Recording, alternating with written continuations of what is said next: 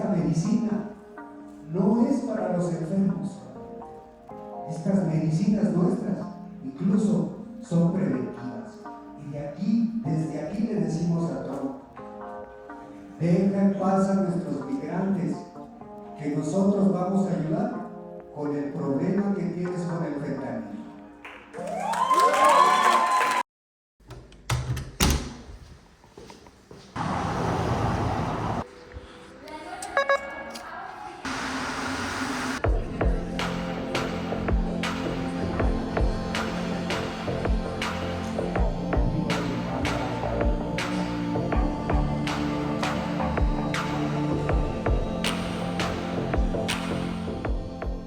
Bueno, ya estamos en el Auditorio Médica Sur, al sur de la Ciudad de México. Te cuento brevemente por qué estoy aquí. Estoy aquí para aprender, estoy aquí por curiosidad y porque es un tema que me apasiona. Creo que hoy en día podemos aprender que hay diferentes ramas o vertientes del uso de estas medicinas o de los psicodélicos. Si bien una puede ser la chamánica, que es la ancestral, que es de donde estamos, o de donde se está tomando esta práctica como tal, también está la científica o la médica, de la cual el día de hoy vamos a aprender, y también está, claramente no podemos negar, la recreativa. En mi caso, a mí me interesa y me apasiona mucho el uso médico y el chamánico. En esta ocasión, bueno, venimos a aprender un poco del uso médico. Hay diferentes temas y personajes que el día de hoy van a estar hablando un poco sobre ello desde una perspectiva en México, así como global. En México estamos atrasados en muchísimos aspectos, obviamente, de este tema, pero actualmente, si no me equivoco, ya dentro de un marco legal ya hay el uso tanto de ketamina y creo que ibogaína también en diferentes partes del país. Específicamente recuerdo que es en México y también en Tijuana, si no me equivoco, hay una clínica.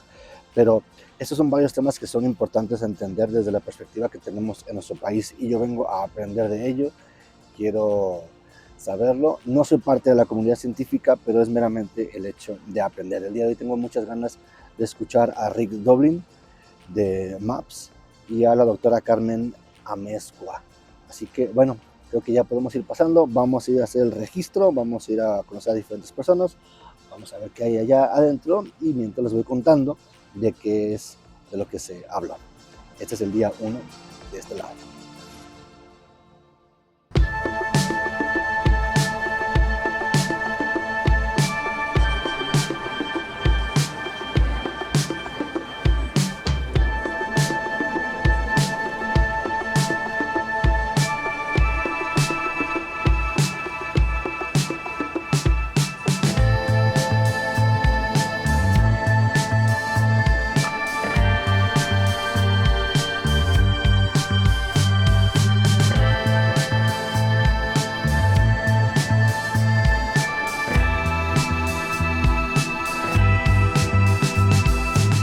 La doctora Carmen Amezcua fue la encargada de dar apertura al simposio, dándonos una presentación de antropología médica de los enteógenos o de estas medicinas, hablándonos de la relación entre el chamán y la medicina, de cómo esto sí es parte del patrimonio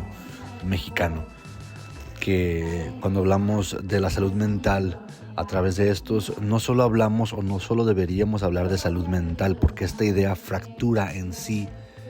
el acercamiento a ellos, sino que hablemos de una salud general, de la salud en un todo. Habló también ella de cómo estamos regresando a la sanación ancestral, que el chamanismo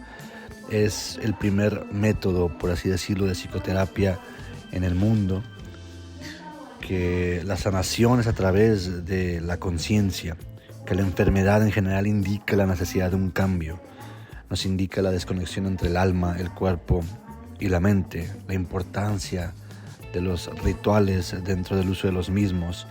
que el 80% de los neurotransmisores se encuentran en la panza. ¿Qué comemos? Nos invitó a preguntarnos qué estamos comiendo. Y un dato interesante ya casi al final de su presentación fue que México tiene un alto índice de suicidio infantil, inclusive yendo desde los 4 años de edad. el panel Psicoterapia y Medicina Psicodélica, el proceso terapéutico que es asistida con un psicodélico, conformado por Regina Rayek, Marco Ratti, Jackie Martínez Robles y Pedro Abraza. Hablaron principalmente sobre 3 etapas importantísimas dentro de la terapia asistida a través de los psicodélicos, los cuales son preparación, la ingesta o la toma y la integración. Por mencionar algunos puntos importantes dentro de la preparación, se entiende que el psicodélico puede ser un boost en este proceso terapéutico y que hay elementos fundamentales dentro de ello. Se habló del screening, de la sustancia, la secuencia, el set y el setting, la situación, el sitter, entre otros datos, que a veces cuando no se respeta este proceso puede haber afectados. Cuando se habla de traumas puede haber cierta rigidez por parte de los pacientes, que el paciente debe saber a qué se enfrentará dentro de este proceso. Todo esto como parte de la preparación. Dentro de la toma o la ingesta se habla del respeto a la sustancia, de cuidar la tendencia a interpretar las experiencias, de tener cuidado con ello como ellos profesionales en la medicina, tener un respeto por el misterio de las medicinas, hablar de acuerdos previos que hayan tenido a la ingesta. Algo muy interesante fue que el paciente a veces en esta ingesta, en esta terapia, se está asomando a una libertad, a una separación de los candados y las muletas que han tenido toda la vida en su proceso mental, y que al hacerlo puede ser muy amenazante, y que estos profesionales tengan en cuenta esto, que puede haber reflejos defensivos, incluso físicos, y que hay que estar atentos para ayudarles. Y cuando hablamos en el tercer punto de la integración, lo cual es muy importante para una mayor eficacia de la terapia, se habla de reorganizar la experiencia para integrar, que la integración empieza desde que acaba el viaje. Se habla de ir a la naturaleza, de que si no hay una integración es muy probable que inclusive no haya un cambio o no haya un trabajo constante con ello, entre otros datos importantes. La doctora Anja Loizaga habló sobre el potencial terapéutico de la ayahuasca para retos de salud mental, de rituales de ayahuasca adecuadamente estructurados para tener un valor terapéutico significativo en el tratamiento de adicciones y otros retos de salud mental. En algunos de estos puntos que ella dio, se habló de tener mucho cuidado de dónde viene la ayahuasca que se consume, de esta moda que existe y del riesgo que hay al no saberlo,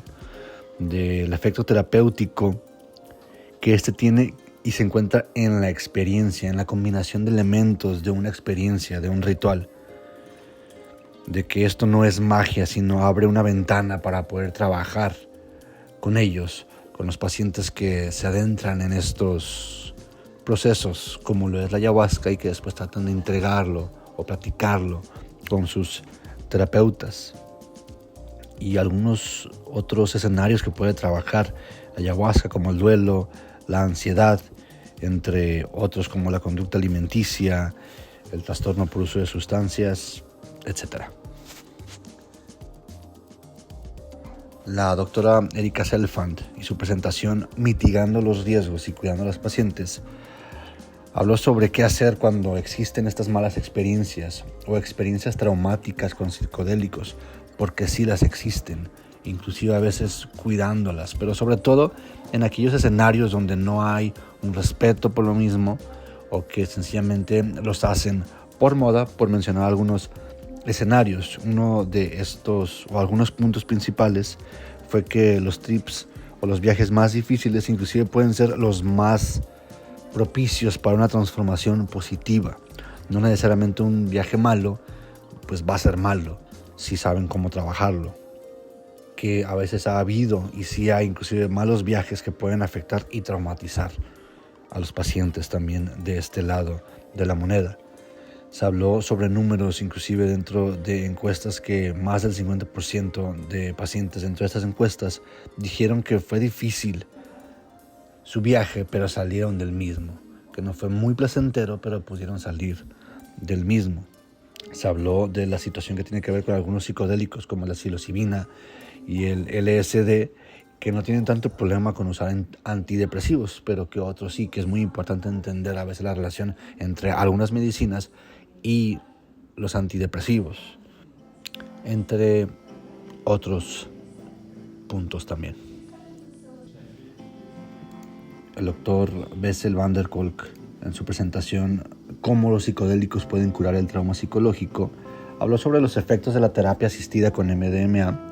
para el estrés postraumático. Dentro de ello, definitivamente lo que se me hizo más interesante fue el caso real que trae de un veterano de la guerra y cómo a través de la terapia empieza a experimentar estos sentimientos o estos traumas, como yo entiendo, y cómo empieza a sacarlos, momentos en los que está reflexionando consigo mismo, pero momentos en los que se abre con los terapeutas que están a su lado, y de cómo este proceso puede ayudar en este segmento de la población a poder salir adelante de estos episodios que pueden menguar prácticamente toda su vida. En la segunda mitad del primer día, Rick Doblin, fundador de MAPS, y su presentación El renacimiento de la medicina y ciencia psicodélica en un viaje de varios de miles de años, prácticamente nos da una línea de tiempo del uso y la documentación del uso de los psicodélicos desde el inicio, de teorías acerca de cómo se inició la relación entre el humano y los psicodélicos, hasta las primeras documentaciones de los mismos, pasando por diferentes momentos ya conocidos y documentados dentro de la historia, hasta momentos más recientes. Algunos de ellos interesantes fueron el caso de Salvador Roquet, México, el pastor del Viernes Santo Howard Thurman, el experimento de la prisión Concord, entre otros. Cofundadores y miembros del equipo clínico del Centro de Tratamiento con Ibogaína Beyond en Cancún nos dejaron su presentación de la ibogaína como avance innovador en la medicina psicodélica para la adicción y el trauma, ciertamente dejando una presentación densa, profunda sobre el uso de la ibogaína para personas con traumas, para personas con adicciones a sustancias, y ciertamente datos e investigaciones muy muy interesantes, que en cierta forma también, y una parte importante dentro de su presentación, era presentar su clínica, cómo esta funciona y cómo esta es una opción viable para aquellos que estaban presentes o para aquellos que desean saber más sobre el tema. En mi caso se me hizo uno de estos casos en los cuales se trata de capitalizar de manera muy salvaje o muy agresiva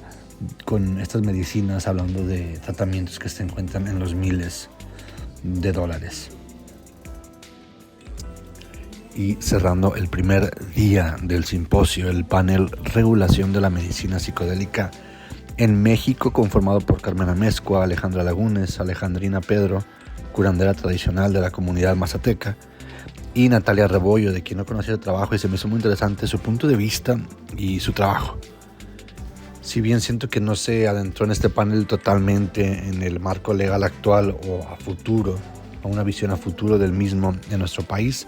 sí se dio un breve contexto por parte de Alejandra Lagunes, más enfocado en su trabajo, en su percepción de ella, pero también se habló de cómo la ciencia debería ser la misma que regule la medicina, hablando en presente y hablando a futuro, de estos cuerpos gubernamentales que son quienes determinan y quienes toman las decisiones al respecto, cuando muchos ni siquiera entienden la medicina o ni siquiera la han experimentado. Se habló de los pros y contras de intentar poner un modelo biomédico para algo que tiene un espíritu, para algo que tiene una tradición. Se habló de que no sabemos leer la naturaleza, de que todos nos hemos desconectado. Un punto que se me hizo interesante por parte de Alejandrina, la representante de la comunidad mazateca, fue que ella hablaba de que cada una de estas ceremonias es un renacimiento, nos da la oportunidad de renacer cuantas veces lo hagamos, y que a veces una de las cosas que se requiere o que en cierta manera pide la medicina o piden esas tradiciones o estas ceremonias es una ofrenda, que necesitamos ofrendar algo cada vez que llevemos a cabo estos rituales. Y de esta manera se cierra el primer día del simposio médico de la medicina psicodélica en México.